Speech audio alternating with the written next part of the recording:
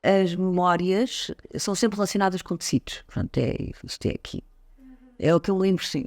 Sabe, os tecidos, o tecido em si, no fundo, a primeira indústria que nós temos verdadeiramente organizada é a indústria de lanifícios. E eu que nasci no Tortozendo, vivi na Covilhã e depois regressei cá, no fundo, considero que há aqui uma atmosfera impregnada de lã. Quer dizer, há aqui uma cultura que acaba por nos entrar pelos poros.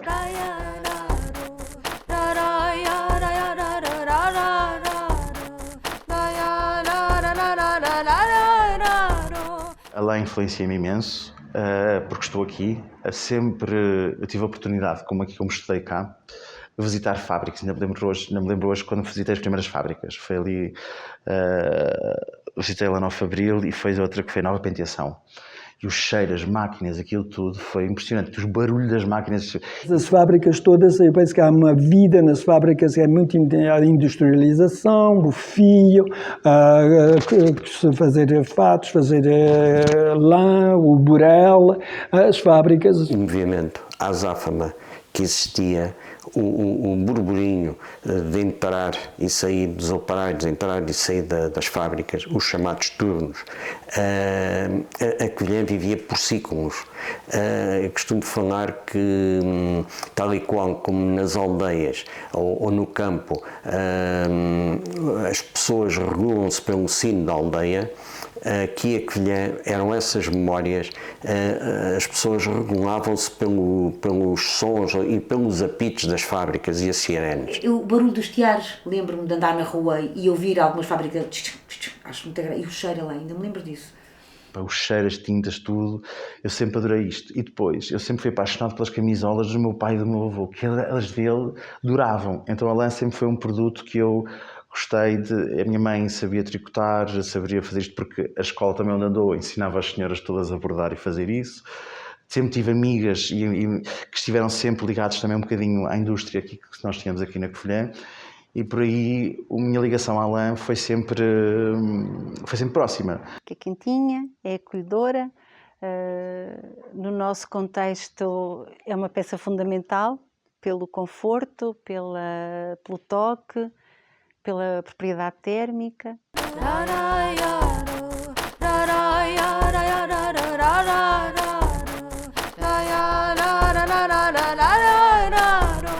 Eu nasci na Covilhã há 45 anos atrás, numa noite de muita chuva, algo que me contaram. Toda a vida vivi na Covilhã e, nesse caso, a pergunta responde de outra maneira. Até vivo aqui, onde estamos agora, neste edifício, onde estamos agora. Eu tinha em Nova Iorque, eu vivia em Nova Iorque antes, tinha uma casa que chamava Musée Maison, casa de museu, onde a gente vive na arte, e vivia lá inteiramente nas minhas peças, fazia exposições lá na minha galeria, que era uma galeria e um museu, e vivia também. E é muito interessante para mim viver que as peças e que a arte aqui na Covilhã também queria um pouquinho a mesma coisa. Não chamei a Maison Museu ou Musée Mansão, ou uma coisa, mas é a minha galeria aqui da arte.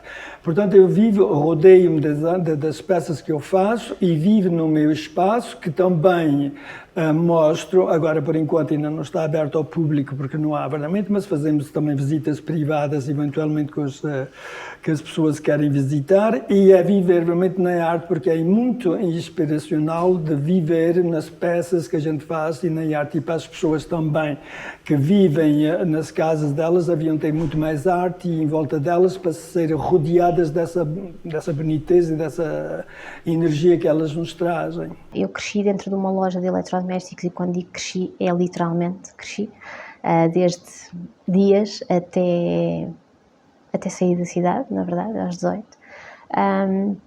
Continuo a viver esporadicamente dentro da loja e a música e a rádio sempre foi uma coisa muito presente. Não? Existia uma rádio na cozinha, no quarto, na casa de banho, em todos os lados havia esta questão do som e da música. Depois também me levou a estudar música e é uma coisa presente. Eu não consigo estar a trabalhar sem estar a ouvir música, é essencial. E portanto o rádio antigo também acaba por ser um objeto que abunda na casa. O meu pai faz coleção também de rádios antigos e portanto é uma coisa que acho que é transversal quase à minha família toda, não só do meu pai e da minha mãe. Esta sala era uma sala de trabalho do meu pai, em que logo de cima da secretária estão instrumentos de trabalho dele, que ele utilizava todos os dias. Temos as paletes de cores, pronto, toda a envolvência que está aqui era o uso diário dele. Falando, por exemplo, no caso da minha mãe, eu reporto-me também aqui, a este espaço, porque a minha mãe acompanhava muito e vivia muito também a vida da fábrica, acompanhava o meu pai e ainda hoje continua a acompanhar o processo todo de União de Leve. De maneira que todo este espaço é um espaço que guarda memórias da família.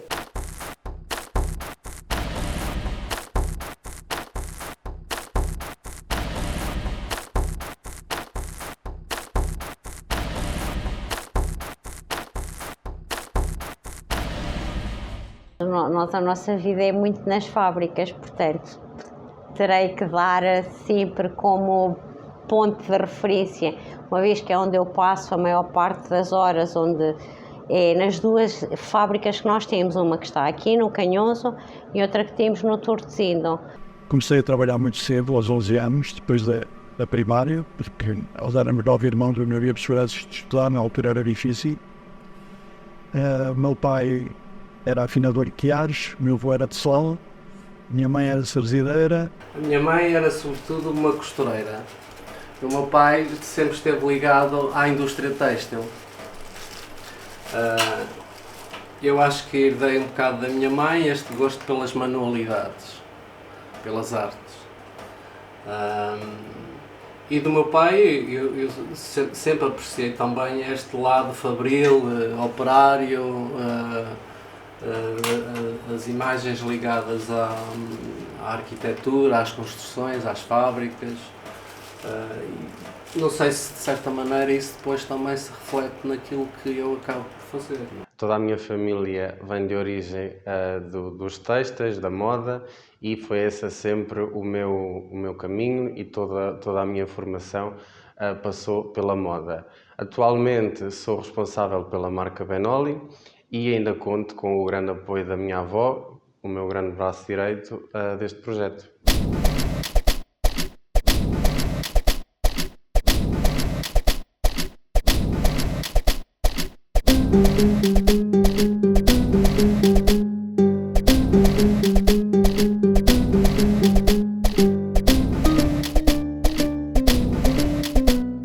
Este edifício onde encontramos, que era uma fábrica, hoje já não é porque já não labora, mas é uma fábrica carregada de história. Neste momento é um edifício classificado, todo o espólio está classificado como monumento de interesse público. Esta fábrica começou a laborar em 1850, manteve-se a laborar de forma ininterrupta até 2002, que foi quando decidimos parar a elaboração. Todo este espólio que vemos era da fábrica, portanto ainda temos muito mais. O projeto de União de Leve surge mais tarde. É uma maneira, ou foi uma maneira que encontramos de dar vida ao edifício, para não se tornar mais um monstro abandonado no centro da cidade, uma vez que estamos no centro, e fizemos sempre a manutenção do edifício. Surgiu, portanto, a União de Leve. A União de Leve é uma associação que congrega aqui no espaço vários autores. Esses autores desenvolvem atividades, ajudam a manter o espaço vivo e temos depois a nossa parte também programação que fazemos alguns eventos também, temos agenda própria. Pronto, no fundo, a União de Rap é também uma organização aberta à cidade e que pretende também integrar a cidade e quando falo de cidade, população, todos os meios da cidade, aqui neste espaço. Portanto, tento manter ou dar uma perspectiva de memórias no meu trabalho, sobretudo nas figuras dos pastores em relação à minha região, porque a profissão de pastor foi uma profissão determinante, fulcral, na indústria dos lanifícios da Covilhã, porque eram rebanhos e rebanhos e rebanhos na Serra da Estrela e não só, que depois faziam a transumância e que se mantiveram ao longo de tantos e tantos anos, décadas. Aqui, desde o início, confronta-se o pastor e o agricultor. Confronta-se, mas antes confronta-se a nível do ambiente e do território, a montanha e a planície. Não é? Quer dizer, isto naturalmente informa-nos como pessoas. Depois temos os contrastes, é de fortes contrastes. Portanto, é o pastor e o agricultor. Portanto, a cidade até ao finais do século XIX era a cidade de granja, a cidade de fábrica, não é? Depois enverdou por ser só cidade de fábrica e aí agudizaram-se outras tensões. Mas antes ainda, as tensões entre os cristãos novos e os cristãos velhos, com o peso da Inquisição aqui, um sofrimento terrível de homens, sobretudo cristãos novos, que foram eles que alimentaram a indústria, não é? Portanto, um sofrimento aqui fortíssimo. Depois, as lutas liberais aqui foram agudíssimas, entre liberais e absolutistas. Os liberais, cristãos novos, os absolutistas, fundamentalmente cristãos velhos. Judeus por um lado e cristãos por outro. Depois temos a grande fratura social entre operários e patrões. E, portanto, é isto que torna a Covilhã uma cidade única no contexto do território e que me apaixona. Vivi cá até aos 18 anos, depois fui estudar para Lisboa, fui voltando ao longo do tempo, mas sempre sem perder a ligação com a Covilhã. Portanto, sempre desde 2011 temos o projeto UL, que nos obriga a ter uma relação ainda mais próxima com a Covilhã. Eu vivia em Lisboa e estava cansado de Lisboa, trabalhava por muitas pessoas e fazia coisas como freelancer. E uma vez vim passar feiras com o meu pai, minha mãe já tinha falecido, e o meu pai estava, viúvo, sozinho, vivia cá na Covilhã, e disse-me assim, olha, então, mas porquê que não experimentas voltar? Se calhar devias gostar de voltar à cidade e tal. E eu voltei a Lisboa, despedi-me, voltei, cansei os meus contratos e vim para cá. E vim um bocadinho sem saber bem o que é que ia fazer, o que é que ia encontrar, como é que estava o mercado, o que é que as pessoas... Eu também não tinha grande nome, não era uma pessoa que tivesse muito trabalho realizado aqui. E depois foi quando o meu pai tinha este espaço aqui disponível para mim e me desafiou, olha, se quiseres abrir o teu próprio negócio. E comecei a fazer pequenos projetos. E os pequenos projetos levaram-me a que clientes me desafiassem a fazer projetos maiores e uma coisa levou à outra. Hoje já temos uma equipa criada, um ateliê montado, fornecedores, construtores, carpinteiros, tudo já gera uma equipa que ao final destes 10 anos tem sido muito desafiante e todos os dias é um desafio aceitar projetos novos e estar aqui na cidade.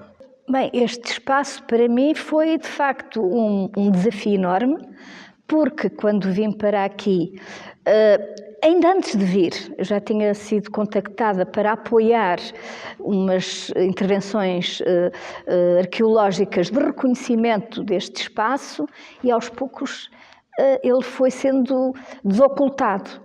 E com a desocultação foi necessário haver uma intervenção mais de fundo e na altura o reitor da universidade disse que a universidade não podia fazer esse trabalho se não houvesse aqui uma pessoa responsável por isso.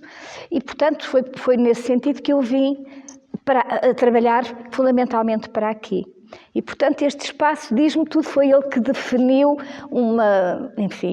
deu aqui fez-me dar uma volta enorme à minha vida, porque eu era professora efetiva do quadro e depois vim como requisitada sem qualquer suporte, digamos, de continuidade, mas foi de tal modo desafiante que eu não olhei atrás e, portanto, fiz aqui um trabalho que foi para mim de uma enorme relevância, porque me permitiu fazer um feedback, ir encontrar a história dos lanifícios da Covilhã e, de certo modo, também contribuir para que ela tivesse alguma luz. Desde o primeiro momento nós quisemos trabalhar, lá está, a identidade da Covilhã. E a identidade e a história da Covilhã para nós é tudo, ou seja, não só o passado, mas também o presente e refletir sobre o futuro. E é muito curioso que nós já tivemos artistas a trabalhar muito questões do passado e da identidade, o património industrial, tudo, e também tivemos artistas a trabalhar sobre o que é o futuro, o que é que pode ser o futuro, e portanto é muito interessante também porque nós começamos sempre o festival com uma visita de acolhimento e de reconhecimento do território. Aquilo que nós procuramos é sempre isto, façam o que quiserem, mas façam algo que se relacione connosco. Mostrem-nos muitas vezes, eu acho que nesse aspecto o tem tido um papel muito singular, que é isto de desafiar artistas do mundo inteiro a virem olhar para a nossa identidade e deixarem a cá de novo. E que muitas vezes nos faz a nós próprios repensar sobre a nossa identidade, sobre a nossa forma de estar, sobre a nossa forma de olhar para o nosso território. O meu trabalho justamente sobre os colchões é realmente o que há mais de raízes absolutamente fundamentais, porque a gente nasce praticamente numa cama, num colchão, e continua a viver no colchão. Isso é a raiz fundamental e são muito importantes as peças do passado e do presente e que continua também no futuro, mas essas peças que têm esse poder fundamental da vida é muito importante. E, essencialmente, eu trabalho com a reciclagem dos colchões, porque o colchão é realmente o passado, o futuro, o presente e continuará toda a vida. E tem memória, o colchão tem todas as memórias da vida, de tudo o que se passa numa casa, o mais íntimo passa-se para o colchão.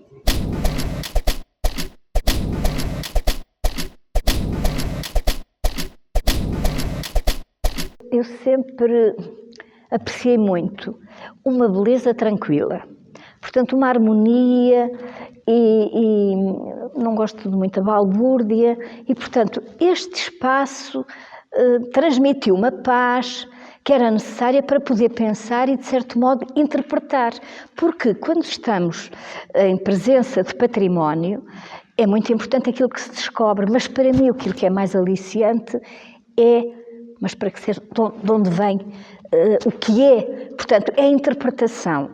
E nessa interpretação nós encontramos, de facto, às vezes linhas de continuidade do tempo que nos transmitem, de facto, a tal beleza harmónica. No fundo, de olhar para trás e ver, e de certo modo, tomar consciência de que há uma progressão e há uma evolução sempre para melhor. Quer dizer, isto ensina-nos um pouco a história, portanto, há aqui uma lição que nós tiramos do que aprendemos no passado, porque de facto era tudo muito mais difícil e quanto mais recuarmos, mais difícil era. E temos que valorizar aquilo que temos, mas sabermos que aquilo que temos também deve estar ao serviço do futuro. E, portanto, esta é uma das minhas linhas de trabalho, que é os fios do passado a tecer o futuro. Queremos manter a memória, a herança que nos deixaram. E quando falamos na herança, é a herança dos benefícios, a herança da cidade e todos os projetos que desenvolvemos aqui dentro do União de Leme, têm sempre o chamado fio condutor. O fio condutor é a lã. Posso lembrar-me realmente daquilo que foi o objeto que fez de passagem de testemunho de geração em geração, que foi a nossa primeira máquina de costura, cedida pela mãe da minha avó, portanto minha bisavó, que foi através dessa que realmente se fez as primeiras peças, foi através dessa máquina que a minha avó fez as roupas para os seus irmãos, para os seus 7 irmãos, durante muitos anos, e é realmente uma herança bonita e que nunca deve ser esquecida das nossas origens, das nossas raízes. Esta caneta, para mim, tem um significado e um valor, porque foi com esta caneta que o meu pai toda a vida trabalhou para desenhar e para fazer, na altura, chamava-se, e chama-se ainda, o debuxo. Hoje, ao nome de designer, mas logo aqui nesta estante que estão aqui ao lado, estão perto de 3.800 desenhos, feitos todos com esta caneta. E esta caneta trazia-me essas recordações. O meu pai não me deixava pegar nela, porque era a caneta dele para trabalhar, porque depois, logo aqui está outro objeto também dele, pessoal, que é a caneta de trabalho, com que ele trabalhava normal. Pronto. Esta era só para desenho. Trabalhei em inúmeras fábricas, porque antigamente o mexedor, quando fazia uma coleção que tivesse bons resultados, era sempre chamado para outras empresas por um valor um bocadinho superior, e eu, como gostei sempre de compreender e aprender, porque em todas as fábricas se aprende, aproveitei sempre essas oportunidades e trabalhei em inúmeras fábricas, quase todas daqui já. A minha mãe era costureira de alfaiate, portanto eu convivia diariamente com os tecidos que ela trabalhava, e fui começando logo a ter algum gosto por aquele artefacto que acabava por sair das mãos da minha mãe. Com a minha mãe tens aqui esta peça que é uma mulher, e era um vestido dela dos anos 60, e pronto, que eu acho que isto também é engraçado, são muitas vezes memórias que uma pessoa tem de ver a mãe com um vestido neste caso era este estampado, eu gostava muito, depois aquilo já não tem, ou porque já estava estragado, ou porque não era do mesmo tamanho, e depois continua a memória viva da mãe aqui nesta peça. Este candeeiro aqui são fazendas de lã da fábrica, o meu pai tem uma fábrica de textos, e este é fazenda, pronto, lembra-me, claro que lembra o meu pai. Esta pasta era uma pasta que o meu avô tinha, ou seja, que ele trabalhava, metia os seus papéis e as suas coisas, mas lá está, o material que perdura, o cabedal, tudo, ainda hoje eu ainda levo comigo, mesmo às vezes assim em reuniões. Outra peça que faz parte sempre, ou seja, que eu às vezes tanto uso no ateliê como processo decorativo, aqui ou de mudança, porque eu estou sempre a mudar também o ateliê, e este era um broquinho que o meu avô era muito autodidata, gostava muito de bricolagens, e eu já com ele na altura fazia projetos com ele e restaurávamos peças e móveis, e então eu conservei sempre essa peça comigo e tenho mais algumas conservadas dele. Temos aqui a broca, depois apertávamos aqui com o nosso ombro, ok? E depois só fazíamos isto. E ainda hoje funciona, é incrível isto, incrível. Os meus avós e bisavós e trisavós também contribuíram para a indústria de lanifícios. E isso eu só soube muito tarde, porque sabia que tinha um avô, que era o apelido deles, eles eram Couto, que viveram na Covilhã, não eram originários de cá, mas viveram de cá durante bastante tempo, entre 1880, vamos imaginar, e 1930.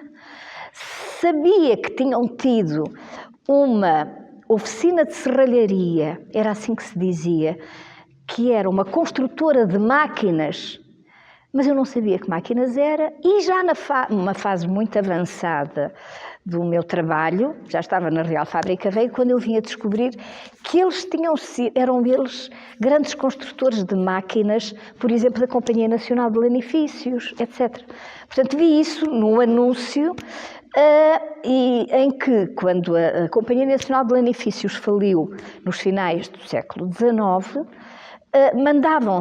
mandava-se ir ver à oficina de João Mendes Couto as jordideiras que eram para ser colocadas lá. Portanto, aquilo foi tudo em asta pública, o que quer dizer que esse meu bisavô, com a falência daquela grande companhia de lanifícios, também teve graves problemas ali porque não lhes pagaram. E aquilo, portanto, acabou por também irem à asta pública por causa da falência da Companhia Nacional de Lanifícios. E eu pensava que, mas porquê é que os meus pais, não conheço ninguém ligado aos lanifícios e afinal, de onde é que me vem isto? Vem-me daqui. Eu vivia ali na Rua Direita. Portanto, o centro da Covilhã faz parte do meu imaginário infantil. Eu vivia aí mesmo na Rua Direita, também vivi por cima do Montalto, do antigo Montalto. Portanto, eu lembro-me, são esses espaços de memórias de infância. No Café Montalto era discutido quem ia para ali, eram industriais ou técnicos que iam para ali e passavam o dia inteiro a falar no têxtil. Porque a própria lenda diz isto. A própria lenda do técnico têxtil diz isso. No final, a gente já não conhece os filhos, já não conhece a mulher. A preocupação é ir ao café ou ir para qualquer local, e nesse caso o Café Montalto foi extremamente importante. O Tourinho não é o que está hoje, sou eu hoje. O Tourinho tinha todos os dias uma quantidade brutal de gente ali, e se lhe perguntar aos estrangeiros, estavam a falar de si, estavam, era de certeza absoluta, porque é o tema que toda a gente que estava ligada ao têxtil tinha aquilo na cabeça e ia sempre com a preocupação de dizer, olha, aconteceu isto, aconteceu aquilo, olá, tu como é que fizeste isto, olá, tu como é que fizeste aquilo? E havia intercâmbio de ideias e era extremamente importante. E eu penso que o Montalto foi extremamente importante para a indústria têxtil, para a indústria laneira. Em 1997 eu percebi que o mundo dos lanifícios estava a acabar e se não fazíamos, portanto, um registro de memória, que era muito difícil reconstituir as coisas. E, portanto, em 1997 candidatei à comunidade um projeto, que foi o Arqueotex, onde dei ênfase, de facto, ao papel da memória e daquilo que se chamava, portanto, e que ainda se chama a história oral ou oral history. E tive aqui, de facto, fizemos aqui uma recolha com os antigos trabalhadores, que já estavam muitos deles nos lares, porque eu percebi-me que iria desaparecer estas referências. Portanto, fizeram-se registros nessa altura, eu fiz várias entrevistas a pessoas e tal, isso faz parte do arquivo agora do museu. Ainda são muitos as pessoas que têm na memória os despedimentos ou dos avós, ou dos pais, ou dos familiares, os despedimentos da indústria têxtil, mas também já começa a haver outra memória mais positiva de casos de sucesso e nós temos a nossa história já é de muitos formandos, muitos técnicos que temos nas indústrias, resultados da nossa formação, que hoje estão com um emprego de destaque, com um posto de trabalho muito importante, que contribui quer para a economia, quer para a sua realização pessoal. Tínhamos uma cidade muito abandonada, que tinha perdido grande parte da sua identidade, ou não sabia bem qual era a sua identidade depois do declínio dos lanifícios. E nós sentíamos também isso em conversa com colegas nossos daqui da Covilhã, que de toda a história e o património que existia relacionada com a indústria têxtil, esta Manchester portuguesa, já era muito desconhecida, e foi quando nós decidimos criar o UL, desenhar o UL, apresentar o UL aos apoios pontuais da DG Artes. O próprio nome tem a ver com este património da relação com o têxtil e também com a lã, e também com o próprio trocadilho da palavra wall, de parede. Conseguimos o financiamento, só depois falámos com as entidades locais e foi assim que em 2011, em outubro de 2011, nós começámos a fazer a primeira edição do primeiro Festival de Arte Urbana em Portugal. Agora estou a trabalhar com fazenda de lã, que eram os restos que havia aí de uma fábrica, que também gosto muito. Eu gosto sobretudo depois de os transformar. Nenhum material é assim, eu olho para uma peça e digo não, isto não tem que ser só isto. Eu acho que as coisas não têm que ser só uma coisa, seja um bocado de tecido, seja uma lata destas não serve só para bolos, serve para outra coisa, para mim serve para outra coisa. Então eu gosto depois dessa transformação, dessa metamorfose dos materiais, é disso que eu gosto. Eu fui o neto mais novo e então os meus primos e irmão nunca ligaram às velharias dos avós. E eu sempre lhes achei imensa piada aquilo tudo que era o old, o velho, o vintage, as coisas antigas. E então achei sempre que essas peças nunca tinham que ir para o lixo. Então a minha conservação era sempre como é que eu restauro isto, como é que eu conservo, como é que eu insiro isto na minha vida com uma peça que já existiu há 40 anos e já foi feliz há 80. Há um fator interessante que nós reutilizamos fios, porque fios e tecidos do espólio da fábrica, que hoje estavam condenados a não ter grande valor comercial, mas nós estamos a incorporá-los em peças ou em instalações artísticas. Dou o caso mais, digamos, quase mais flagrante, o caso de uma autora, que era a Paula Almeida, que faz aqueles candeeiros em crochê, aqueles candeeiros de lã, são fios produzidos nesta fábrica, a maior parte deles produzidos em 1970. Nós somos muito do old money, o intemporal, não somos muito de modas, porque e a Repeater é prova disso, é muito intemporal, tanto dá para uma mãe como para uma filha, e eu quero acreditar que o ecodesign vai passar muito por aí. Nós vamos ter peças na mesma bonitas, com assimetrias, com design, mas com uma preocupação de quem concebe, do nascimento até ao fim daquela peça. Eu costumo dizer sempre isto, que é, os roupeiros dos meus avós tinham 2 parafusos. E este era muito giro. Tinham 2 parafusos, tudo era encaixes, tudo era entalhes, tudo eram madeiras que encaixavam tudo numas nas outras. Nós hoje compramos um simples móvel de IKEA e tem 60 parafusos para nós montarmos. Antigamente as coisas tinham um processo construtivo muito valorizado. Hoje é valorizado através de máquinas, ok? Porque temos uma rapidez muito grande de produzir peças e uma necessidade que hoje é de aquisição de produtos, é o tal fast food, que eu acho que hoje é importante dizer aos meus clientes que as boas coisas levam tempo a fazer.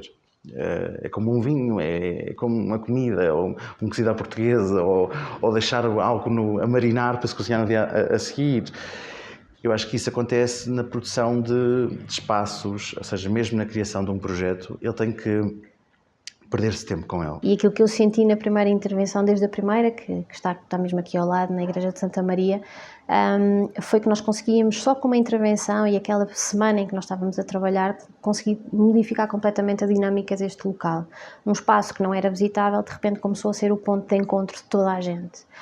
E foi perceber, ok, está aqui uma ferramenta muito interessante para ser usada, da mesma maneira que um arquiteto usa uma porta, uma janela como ferramentas, nós de repente podíamos usar a arte para transformar o espaço público. A arte é como se fosse uma gasolina ou um pouquinho de substância, de uma injeção de boniteza e de beleza na nossa mente.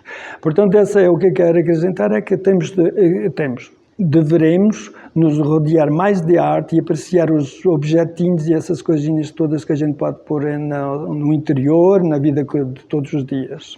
Em 2017 nós tínhamos convidado um artista argentino, Bozoletti, em que ele ia trazer cá, ou sabíamos que ele ia trabalhar sobre o que é o corpo da mulher nua, e nós estávamos cheios de medo, porque de repente trazer alguém e este tipo de estética para um centro histórico muito envelhecido, tínhamos muito receio, e logo ali nós percebemos que passado 2 dias em que de repente eram as velhinhas que lhe traziam o lanche e as cerejas e a cervejinha e não sei o quê, de repente nós percebemos que os preconceitos realmente vivem em nós.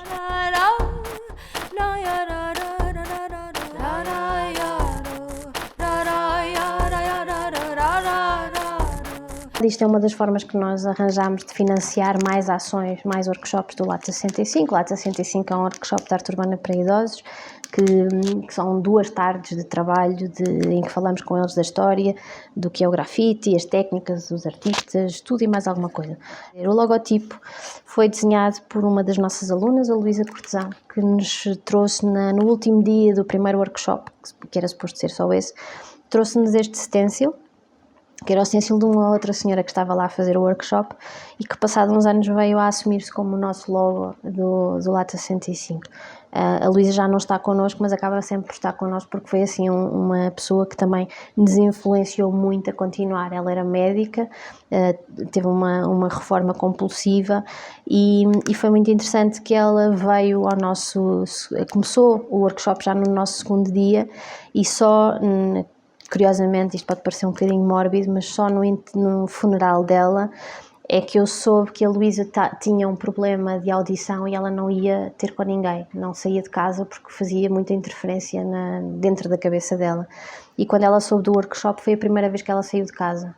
E portanto foi muito interessante perceber a força de vontade dela de enfrentar tudo o que era a possibilidade de ruído para ir fazer o workshop. E ela depois acabou por ser assim a nossa embaixadora, acabou por ser também professora, formadora dentro do workshop e que é uma pessoa que não estando, está muito presente. A quem está no início, aos designers, ou a todos os criativos, que tenham sempre esta sensibilidade. Quando criam, pensem como é que vai ser o fim daquela peça, como é que vai ser o desmantelamento e o que é que pode dali voltar a nascer. E quando esse dia acontecer, em que os designers estejam todos predispostos a pensar no princípio e no fim da peça, eu acho que a reciclagem tem o caminho, está mais amplo e vai ser mais fácil percorrê-lo do que é agora. O Lata 65 é um projeto que faço por missão e por coração. E que creio que cada vez mais é essencial falar sobre o que é o envelhecimento num país que tem números exponenciais do que é o envelhecimento. Continua a ser, e pela minha experiência, continua a ser algo muito pouco tratado, muito pouco cuidado. Ainda estamos na base das respostas imediatas e básicas do que é o tratamento e o cuidado ao idoso, coisas muito diferentes do que se passa lá fora, e portanto acho que é uma batalha que eu vou continuar a fazer, não só em Portugal, mas também onde me chamem, porque acredito mesmo que lá, mais uma vez mais, é a história dos nossos passados, são os nossos avós que fizeram a nossa história, e portanto acho que é sempre essencial trazer todo esse conhecimento e essa sabedoria ao presente, e só assim é que conseguiremos viver no futuro.